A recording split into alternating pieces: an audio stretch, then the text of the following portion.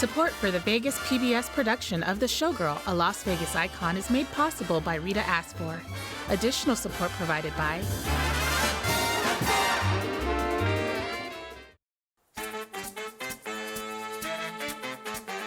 Everyone in positions, get ready, let's go.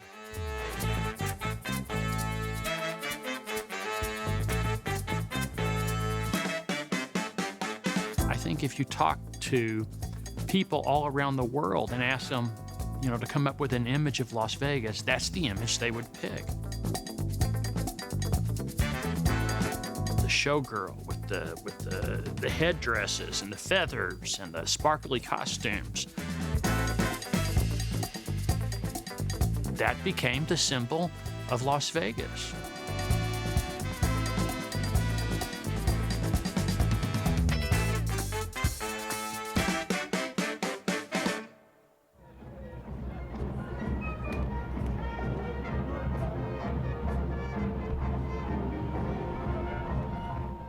Well, we're walking down the street across from Buckingham Palace, two showgirls and myself, and we hear vroom, vroom, and we see lights flashing, and we see a fire at the end of the street, and fire engines are coming down, and they came to a screeching halt. And the firefighters take out their selfies, and they start taking pictures of the showgirl while London is burning down. Now, that showed me how important the showgirls are to us. At first I thought, oh no, am I gonna be dancing on the tables and be abused or something? What is this about? And it turned out to be the most wonderful experience. To me, the most important thing is how it made me feel about myself and how much it gave to my self-worth with everything I had been through. My father took my sisters and myself to the Grand Canyon. I have to tell you the year, 1949. And we stopped and saw the show at the El Rancho Vegas. And I was mesmerized with the dancers and the showgirls. And I thought, that's what I want to do. I'll be a secretary during the day, like my father wants, but at night, I'm going to dance. I want to be in a show. When I got here and I saw my first Showgirl show, I was a little shocked, I guess, because I had never seen shows like this before. Absolutely beautiful, huge production. So it was different from what I was planning on doing. I wanted to go to New York and dance with Martha Graham or, any of the companies there in New York. So this was, I kind of took a right turn here in Vegas. Showgirls were a sight to be seen.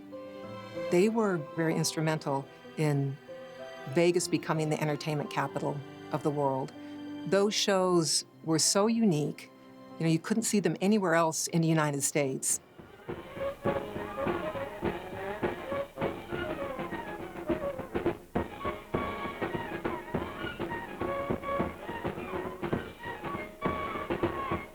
In 1960, the population of Las Vegas was over 60,000, which is really small compared with what we think of today, but it had more than doubled in size in the past decade. And that was rooted in the growth of the casino industry and the role that organized crime and entertainment played in it. I'm Michael Green, a history professor at UNLV, and we're at the Mob Museum in Las Vegas. I don't think we have the Las Vegas we know today without organized crime. Organized crime and illegal gamblers built the original Strip. The role the mob played in the Showgirl productions was they owned the hotels, they booked the shows, they were in charge. So we owe it to people from the mob, in some cases, for bringing Showgirl productions to Las Vegas. And it was the locals, it was actually the Housels, J. Kell Sr. and Jr., who brought the Folie Bergère to the Tropicana, and they weren't mobsters. The Lido opened the door when the Stardust brought it in 1958. And then other hotels looked to it and copied it. So the Follies followed at the Tropicana in 1959, and then after a few years of that, the Dunes brought in Casino de Paris in 1963.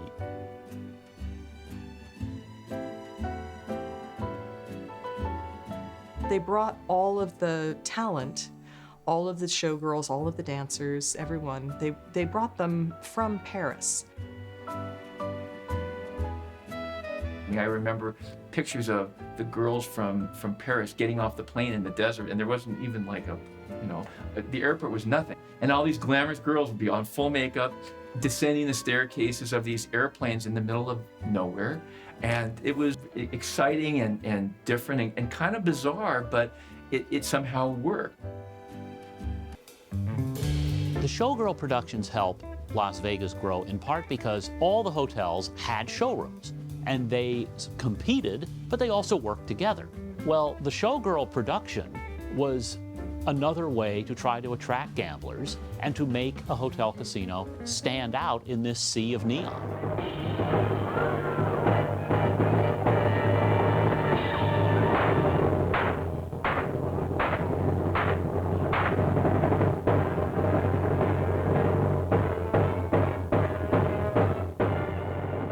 Back in the late 50s, early 60s, when they started with the big French Revue shows in Las Vegas, that was groundbreaking at the time. That was something new. So that was something people hadn't seen and people flocked to.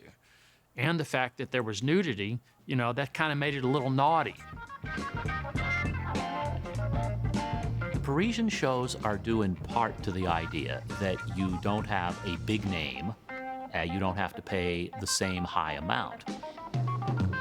You're not subject to the whims of an entertainer who had too much to drink the night before and had to cancel, or you don't have to pay Frank Sinatra or Dean Martin what they want or give them a percentage in the hotel. You have this anonymous cast doing a show 7 days a week, 2-3 times a night. Sure, you spend a boatload of money to put it up, but little by little it starts to make its money back. The Showgirl really is the production around her. It's the spectacle, it's the glamour, it's the costumes, it's the huge sets, it's the many, many dancers, the singers, the lead performers, and it's all about that glamorous spectacle that surrounds the Showgirl. We did this twice nightly, 6 nights a week, so we're used to it. We know what to look for, but the audience, if they've never been to Vegas before, and they see that for the first time, they're just in awe.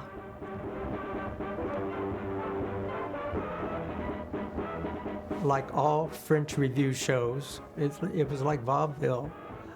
They would have a big opening number, then an act, then another number, maybe it was a Latin number, then another production number, a star act, and then a big finale.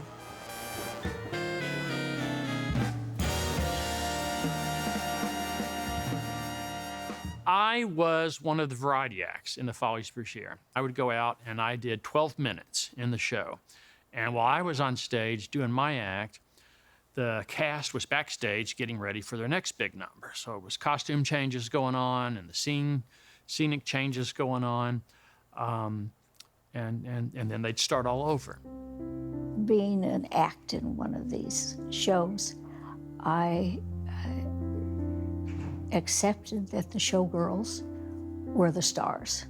People came to see these beautiful, statuesque, well-presented nudes in these fantastic costumes and enormous heels, making them even taller. And so the showgirls were really the attraction, the main attraction.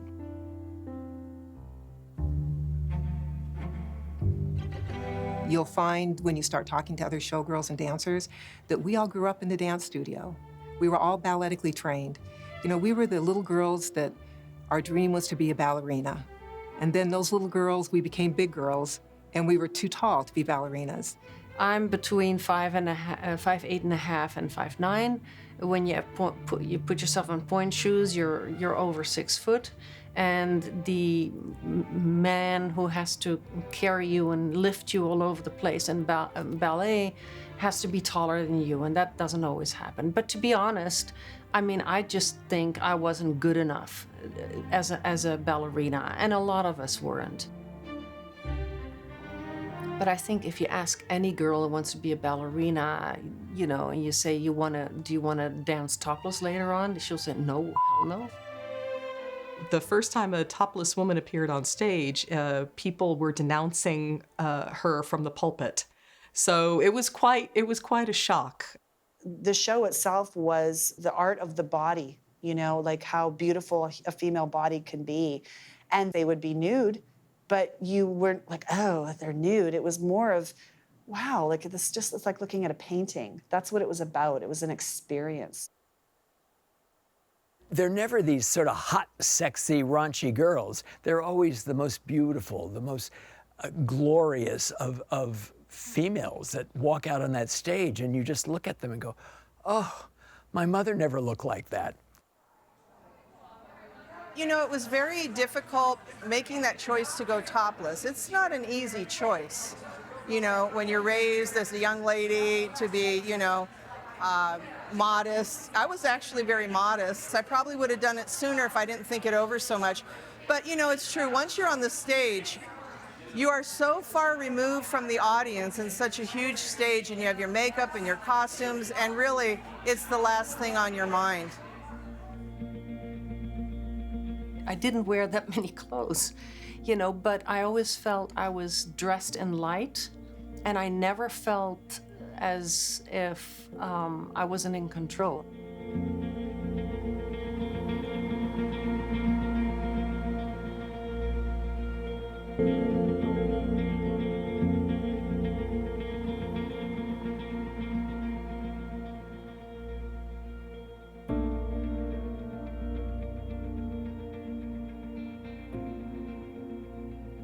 What seems impossible to imagine now is that they were told after the show they had to go out onto the casino floor or into the lounge and mingle with the players.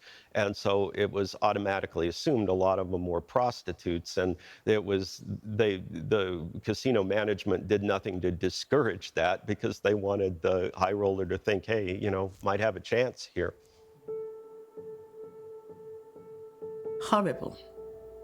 I was married. I wasn't hooking. But I was never been so uncomfortable in all my life, and I don't know why. Because we weren't used to going to bars anyway. I'm sure there was a lot of what we would now call sexual harassment that people then didn't think of as sexual harassment, didn't even think of anything wrong with it. I've had a lot of wealthy men interested in me. When I was in Hallelujah Hollywood, I was told that someone in the audience wanted to meet me after the show, and they knew him and he had a lot of money. I just wasn't interested. It wasn't my style. Jubilee opened in 1981, and it cost $10 million for that production.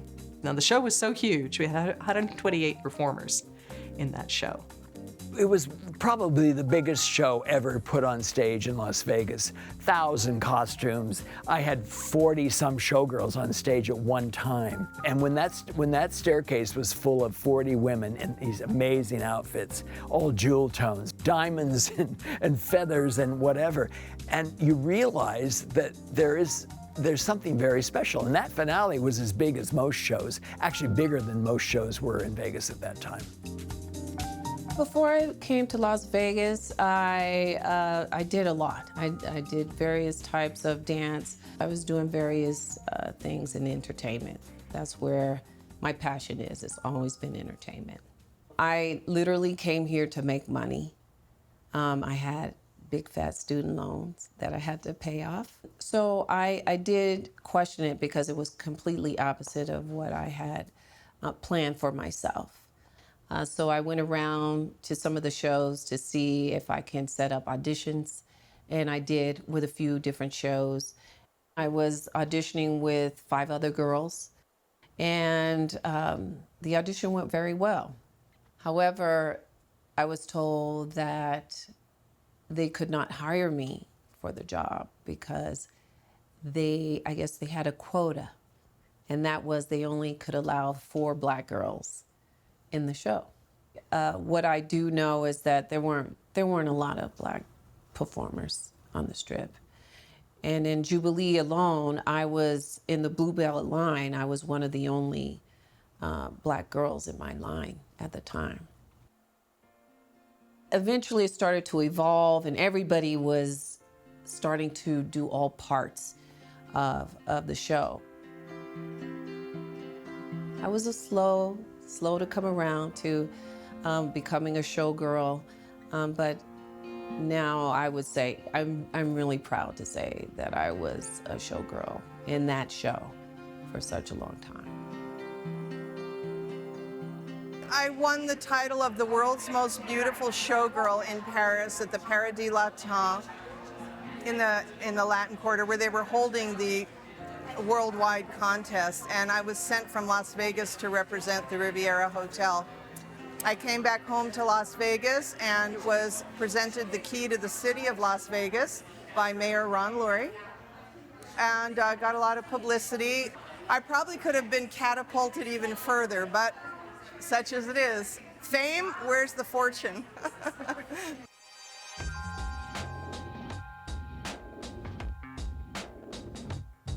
A showgirl, she represents all of the attributes of femininity. She can be sensual, provocative, beautiful, coquettish, charming, strong. It's all of those qualities can be presented on stage, you know, whenever you need them. And the showgirl is just a wonderful device. I have done a 50-foot mural in McCarran International Airport, and I got the commission 4 years before it was built. So it was it's called Follies in Flight, and it is showgirls, 50 feet of showgirls, and it was a number from Jerry Jackson's show, and it was a great honor to get that commission, and it still lives there in the international claims area of McCarran Airport. As an artist, if I can bring through that little element of love and being an entertainer and pride and how they exude their costumes, yeah, I feel I've done my job as an artist.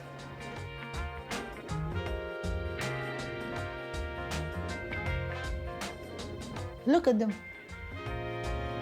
What do you see?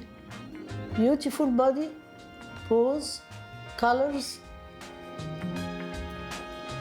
and they have characters too. Look at the face.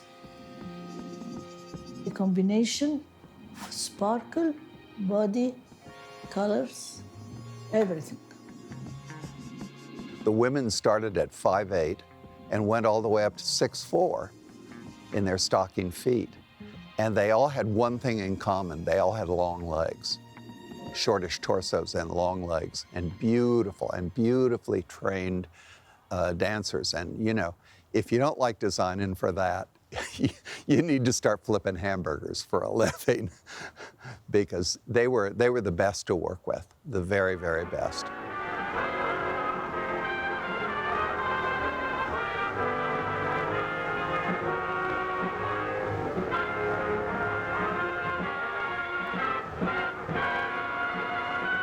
They could teach someone how to technically stand still on stage, but still mesmerize the audience.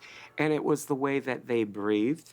It was the way that they held their body. It was obviously, if they were moving, the way that they moved. They were taught to drag their last foot. But of course, when they did it with the way they moved their hips, it was totally mesmerizing.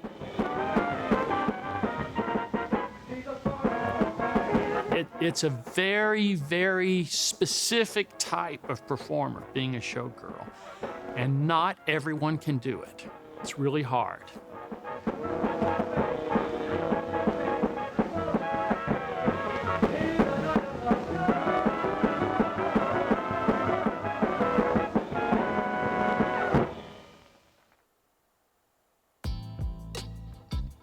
Those women, those showgirls, they knew how to present themselves with such grace and such majesty.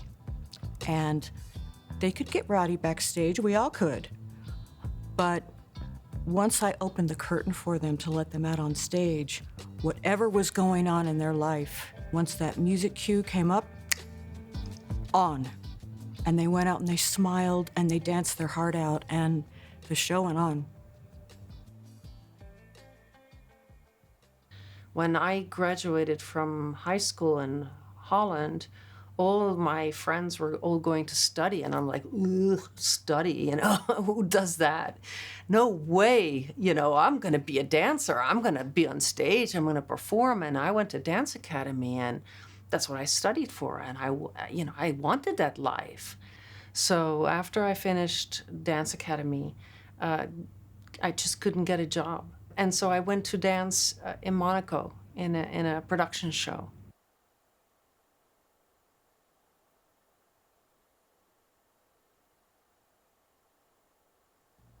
I think when Aki came around, it's not that she had less clothes on per se, but it was a sleeker, more simplified look. She was beautiful, but not in the same traditional way of a showgirl in big costumes. And she maybe had some rhinestones on, but wasn't wearing big feathers and wasn't wearing huge costumes. And it was a marketing campaign. So they marketed her to be different. But if it's beautiful, it's beautiful. And I think that they were trying to go with a more modern twist on what maybe other people thought was, oh, that's just the same showgirl thing.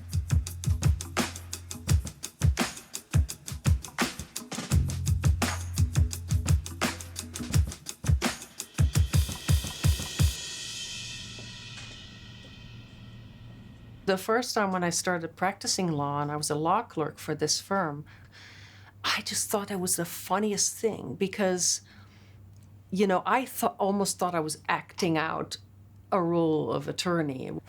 And I thought, oh my God, if my friend could see me, she would just crack up, you know, because all she remembers me of is, you know, in showgirl outfits, big hair, and, you know.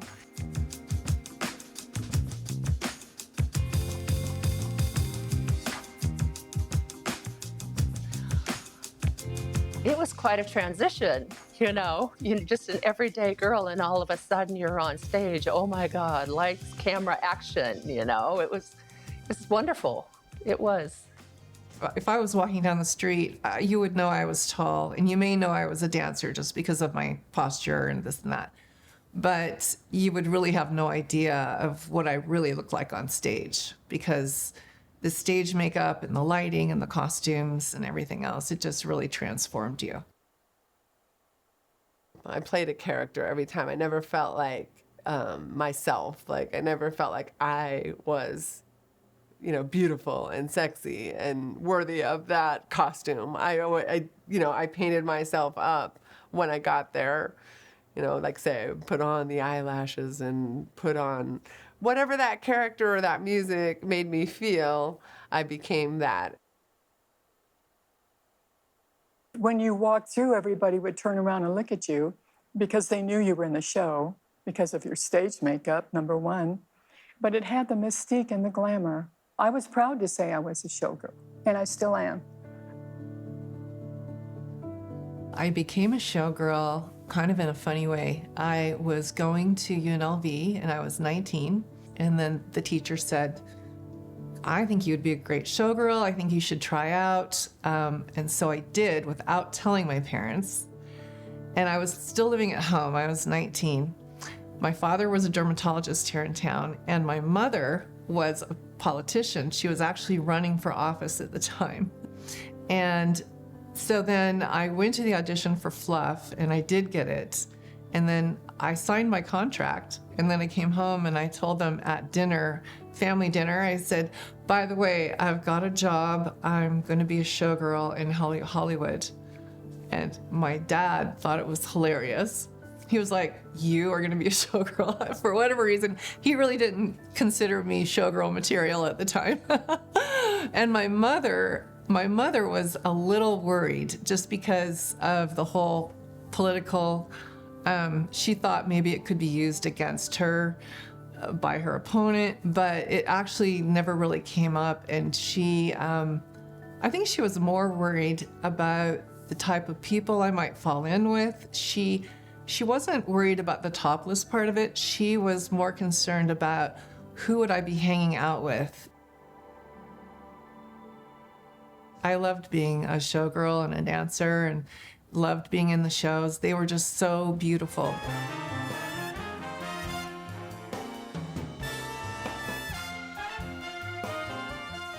We were young and we enjoyed what we were doing. It was a lifestyle. You know, we were trained athletes.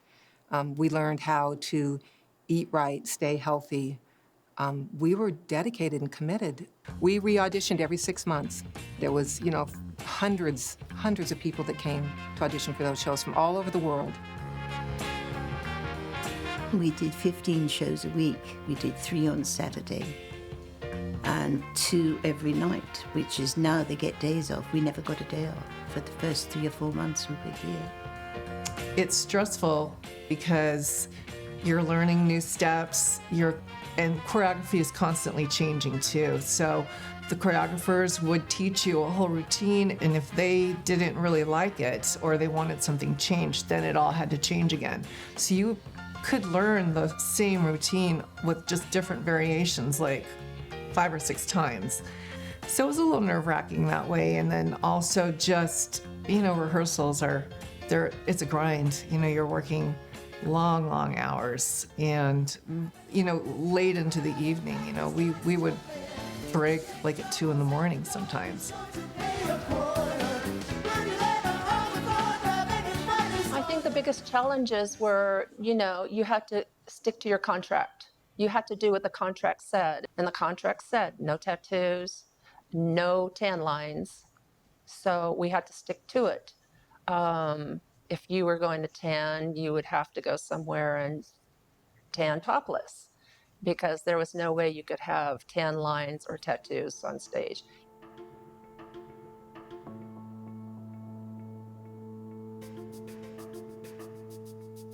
What first comes to my mind is how dangerous they are.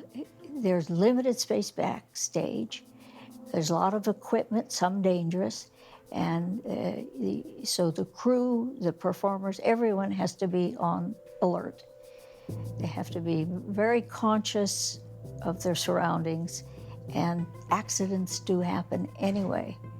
Look at the showgirls in those 4 or 5 inch heels coming down a staircase and with the heavy headpieces on. That could be called dangerous, and it was. I fell off the stage one time. I hit like a jewel and I fell right onto the table, like right off the edge of the stage, and people were pushing me back onto the stage. That was kind of embarrassing. Let's see, I was halfway through my senior year in high school, and my mom wanted me to audition for Hello, Hollywood, Hello. And she was like, come on, audition for the show. I'm like, no, I'm too shy. I don't want to audition. And she just called backstage and said, my daughter, she's a trained dancer, and I'd like her to audition for the show. Will you see her? And so I got a private audition on the stage, and I did just with one of the captains. I did a dance routine, and the manager came out to watch it. I guess I picked up the routine very well because I had been, you know, going on scholarship to different dance schools and things like that. So they gave me the job. They were like, when do you want to start? My mom was like, wait, she's in high school. Let her go back and finish her. Actually, I did some after school classes that I finished early, and I went and joined the show. When I first started, I was only 17 years old. The only experiences I had was my high school boyfriend. So then to be this kind of person that's an adult female and sexy and in a show, I was treated not in the show that way, but the outside world, like, oh, you dance topless, or, you know, very like, oh, you're in an adult industry. So that felt misunderstood sometimes because they thought if you could dance topless, you're very wild and crazy and sexual, and we weren't, you know, we were little trained dancers, and that was also a dance company, you know, to us. But then you went out into the casino and there was a lot of drinking and there were drugs and things like that. And so I probably quit drinking by the time I was 21. I've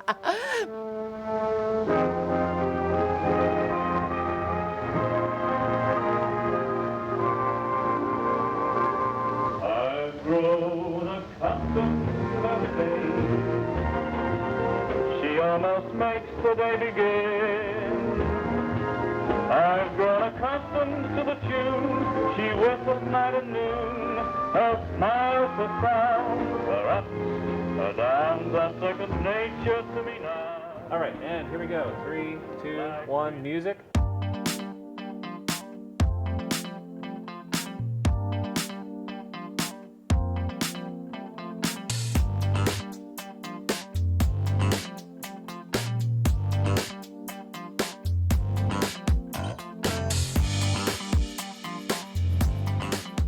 Well, a showgirl very often is wearing a very large costume, which doesn't allow her to do intricate choreography.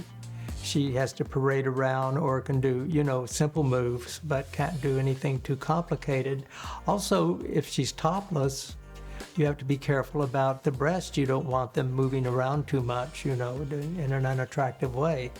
So you have to be very conscious of that choreography. Everything looks simple, but it's really choreographed. And you learned to balance those costumes and those hats. If you think about it, we were 5'10" to 6'2", and if you added 2.5-inch heels, and some of those headpieces could be, you know, 2 to 4 feet tall. You know, you're looking at 10-foot showgirls.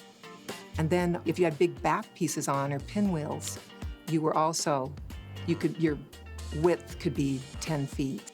Those girls could work with a Volkswagen on their back, I'm telling you. They're like an exaggeration of fashion, exaggeration of elegance, an exaggeration, because everything is bigger than life. I was raised Catholic.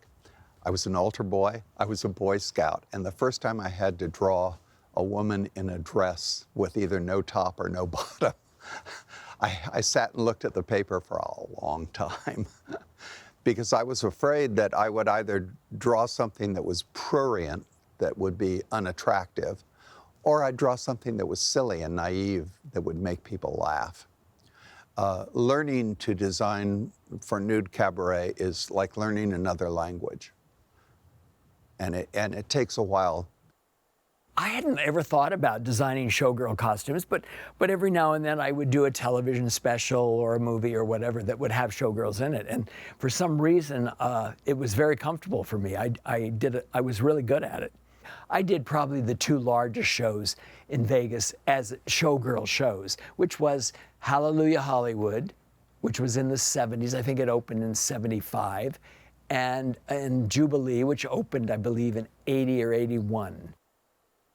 The first step of designing is to know what the show is and who's going to wear it.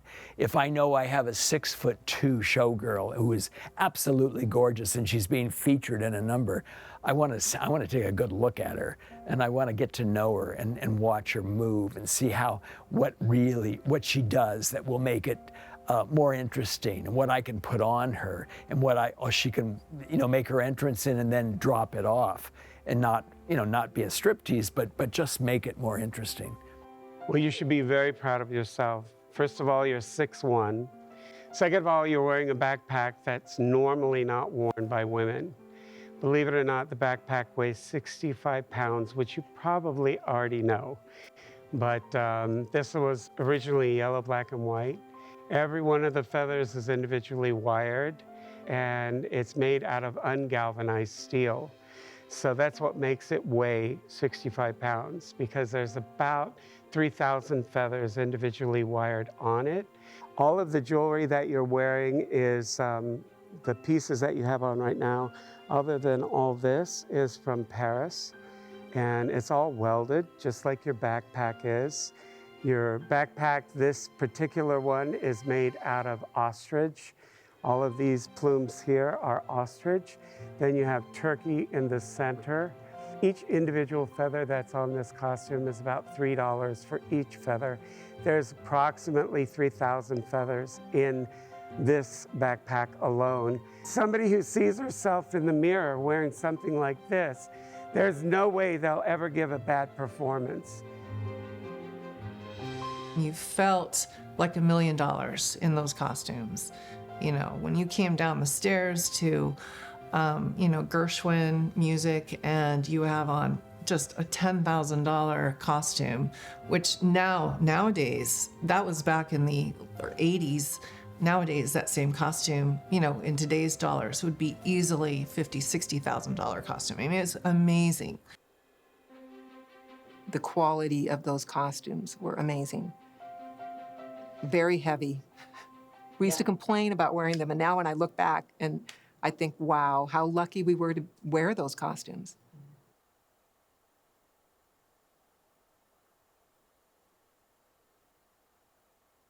From a young age, I took tap, jazz, and ballet. We always had recitals twice a year, so I performed in the recitals. Before my accident, I was in New York, and this lady came out of a restaurant, and she says, "Oh my goodness, who are you? Come to my office. I want you to sign some paperwork." And then all of a sudden, we got in our accident. A car hit us, hit my right front side, so I went flying through the car windshield. I crushed every bone in the left side of my face. And when I came back through, it tore my face wide open. So that took years and years and years to heal and to get better. So I never thought with the scars on my face or the scar on my stomach that I have from a surgery that I would never be a showgirl. But this angel Fluff was calling me to come to her. Fluff was our company manager. I went to Fluff's office to see her, and I told her, I said, you know, I have the scars on my face and I have this big scar on my stomach. She said, the scars on your face are not bad. How tall are you? And I said, I'm 5'10". She says, oh, well, I'll need you as a showgirl. Put face makeup on, put body makeup on, and I want to see you. So I went the next day, and she says, you're fine, and I'll work with you, and I'll do everything I can to change your costumes, to make everything okay. And I said, oh my God, this woman's an angel from heaven. And she was my angel that was going to help me get over my insecurities about the scars, and my mother who was driving, to get her over her insecurities of being the driver of the car when I got hurt. So I thank God for Fluff.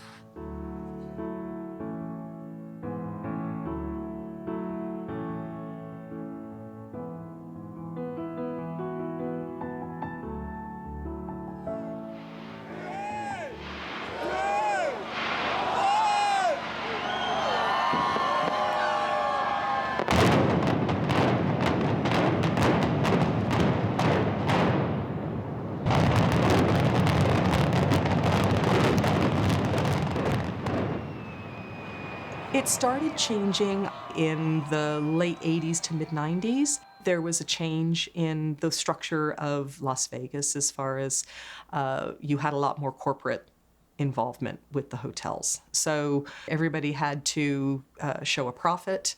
Part of the problem with these big Las Vegas shows is that they are very, very expensive to produce. In the past, the hotels paid for the shows. They fronted the costs for everything. Before, when the shows were funded by the hotel, the mob, whatever, you know, it was all about servicing the guests. Before, the entertainment was all about attracting customers to Vegas and making them happy. And then they were so engaged that they would go and gamble, and they would make their money off of gambling. I think with the proliferation of gaming, it changed that dynamic a little bit. Las Vegas is all about change. They build a nice new building and then they blow it up. And they build a nice new building and they blow that up. So Las Vegas is always looking for something new. I think ultimately the lack of change is a big part of what caught up to the Showgirl productions. In the early days, every 2 years, basically, maybe 3 years, they would put together a whole nother edition and rehearse it and come in and replace the one that was here before. But then in the rock and roll era, as the Showgirl productions started to slow down and it became a little harder economically to update them. And as a result, it went longer and longer between overhauls, and they got more and more frozen in time.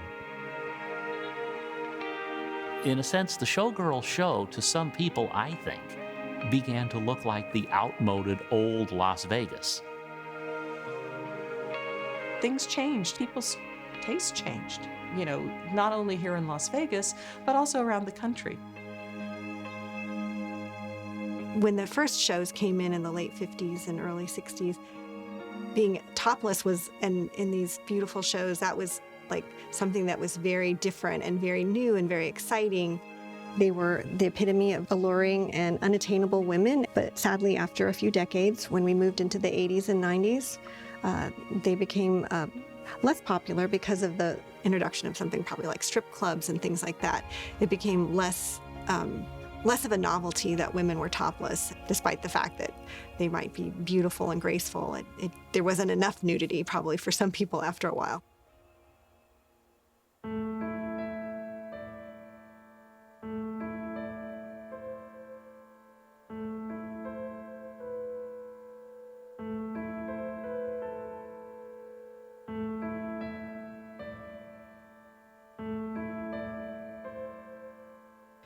All those shows were, you know, being imploded. There were 5 decades of entertainment there that was gone. Personally, I think it's kind of over. I think we had a lovely period, but I think it's over. I think it's over.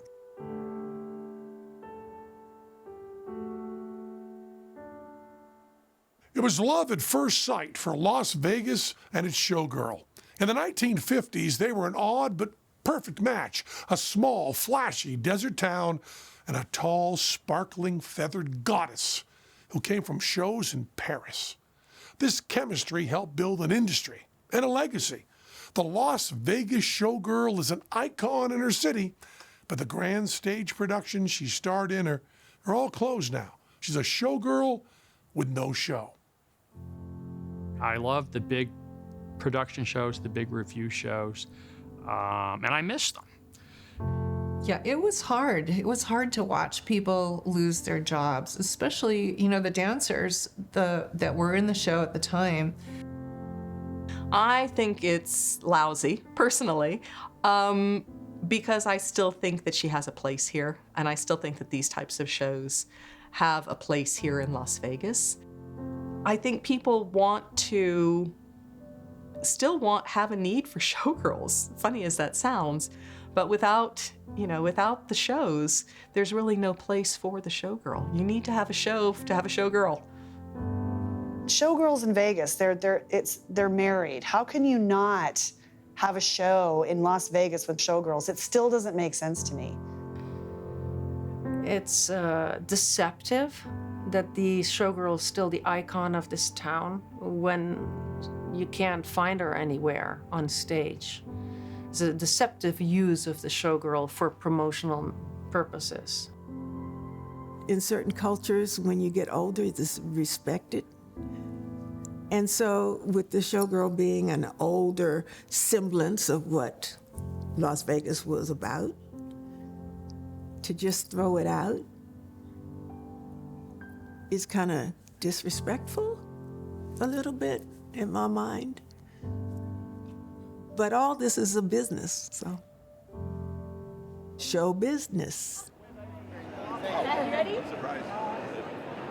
Now try ahead. Perfect. Thank you. There'll always be a place for them when we have our conventions and our meetings here, for them to greet the customers who are coming into town. They'll always have a place, but it's a different kind of place than they had during the heyday. I think the Showgirl's contributions and her legacy are still celebrated on the Strip. You just have to look in interesting places. Welcome to Grant Filippo's Las Vegas Showgirl Museum. The museum currently is in our home, which is a 7,000 plus square foot mansion in Las Vegas, in a residential area.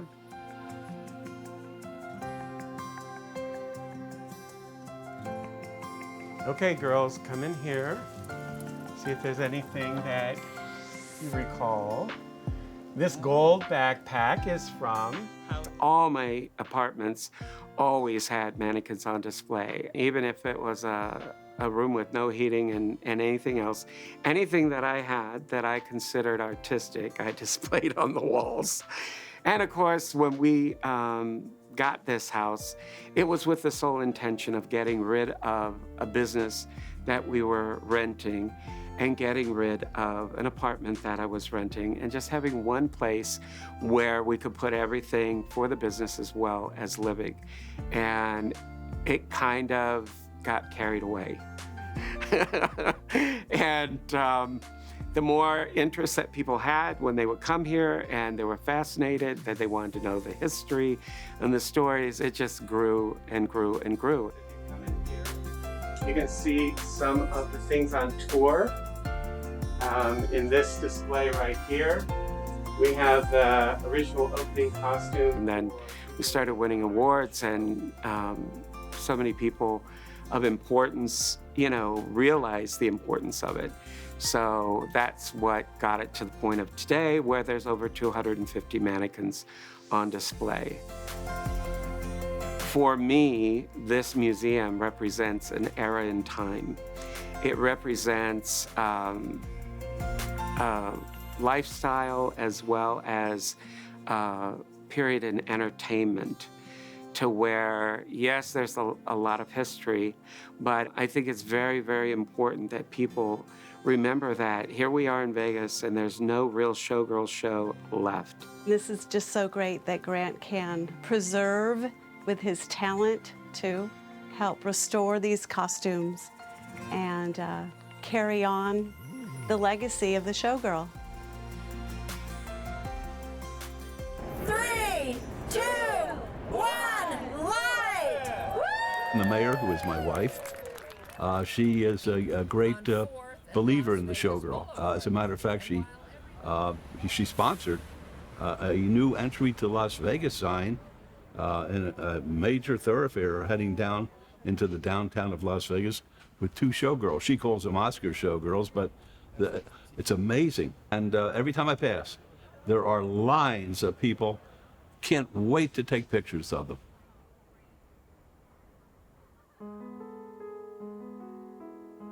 My mother, she's always been in front of the camera. She's always been on stage. And the past couple of years is, whenever people do want to put her in front of the camera, she's pretty shy. And she's also been very adamant about, oh, I already did that. I've been on stage. I already, I've been there, done that.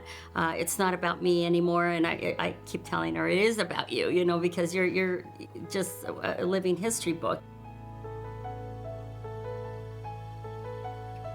Pretty much every single hotel that existed back then, before they were imploded, she definitely danced at. Tonight we'd like to honor Gloria White, as she will be the first Showgirl inducted into the Las Vegas Entertainers Hall of Fame. That was fantastic. That's my mother. I was so honored, and it was surreal, because it's like what you see in a movie. They were honoring an icon. Somebody that is well deserving of that honor.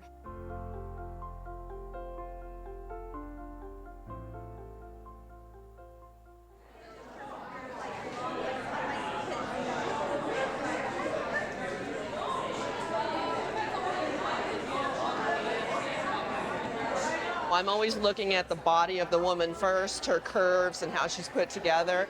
And she's a goddess, so you have to pay attention to the body. And then you put all those embellishments on at the end. They don't get the front seat. Yeah, she's a beautiful smile. I was on her smile for 5 minutes. I truly believe the showgirls, showboys, they're all a work of art. They're probably one of the most difficult types of art because you have to create this sculpture that has the ability to move. The movement is what creates all of the beauty, what creates the artistry of it.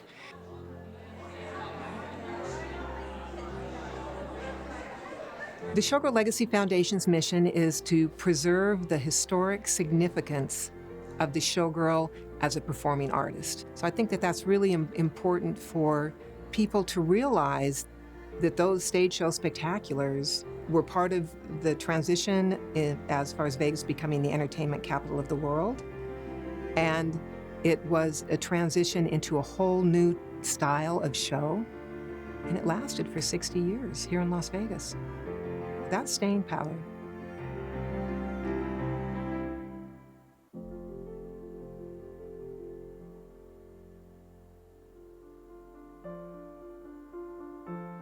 I came up with the idea for Vegas the show because I was sitting at a restaurant eating and I was listening to some people talk and they said, hey, we should go see a original, real Las Vegas show. I go, yeah, let's do it. And it was a Cirque du Soleil show, they said. And I'm like, oh, that's not Vegas. It was killing me. So I wanted to bring back what real Vegas was, the Vegas I grew up with, you know, where the maitre d's sat you and you had to dress up to go to a show. And I just missed, I guess it was my childhood, and I just wanted to bring that back to Vegas.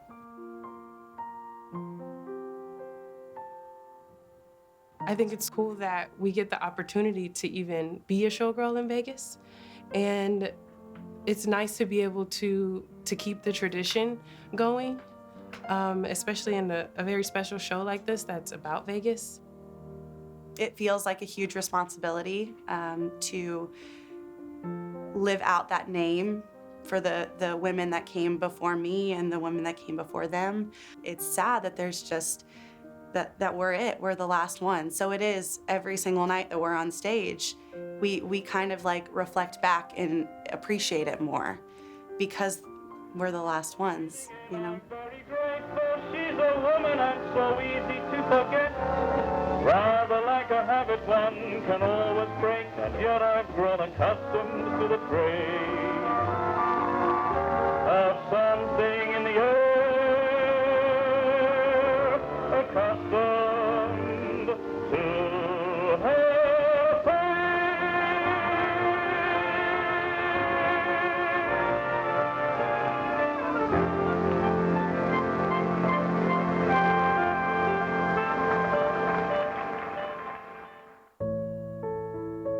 I love showgirls. I hate to see them, you know, disappear into the history of show business. I think we should remember the showgirls and we should remember their legacy and we should celebrate the showgirl. If we didn't have the showgirls, where would Las Vegas be today? Who can say? Might just be a tumbleweed blowing down the strip. I don't think the showgirl will ever completely go away. Kind of like Elvis is connected to Vegas and probably always will be, just as the Rat Pack is. But the showgirl, even more than that, is a symbol of not just a person, but of an entity, of a thing, of a style, of a time. And you know, I think it's too important to the fiber of what Vegas was founded on to ever completely disappear.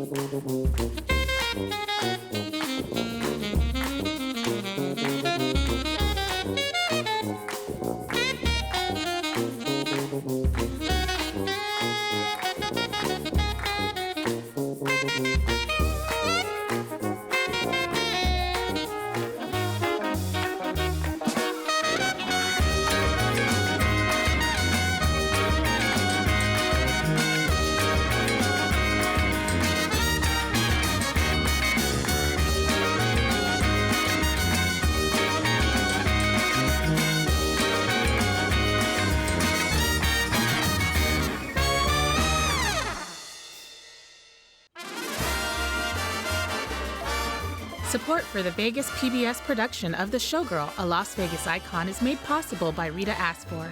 Additional support provided by